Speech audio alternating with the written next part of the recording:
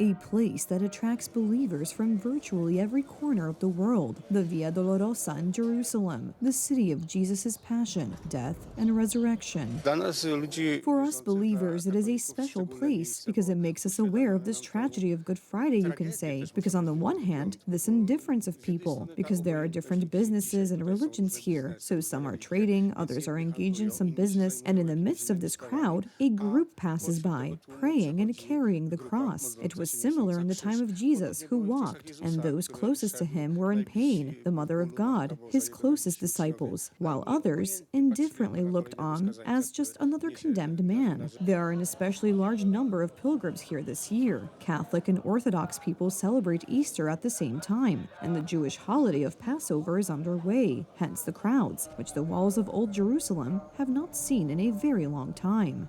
Of course, each of us around the world somewhere internally renews this in ourselves every year, but to touch directly here these places associated with Christ is such a unique feeling. However, the situation of Christians here is becoming more difficult every year. The Palestinian-Israeli conflict is taking away many families' jobs and hope for the future.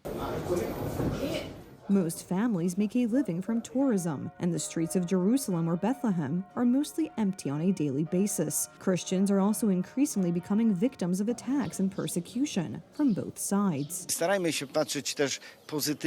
Let us also try to look positively with this Christian hope at the situation in which we live in and in which local Christians also live, suffering, but also not losing courage, witnessing Christian love, Christian forgiveness, and this hope of peace for all the inhabitants of the Holy Land. Hope is also needed in neighboring Syria, where attacks on Christians there have multiplied in recent months.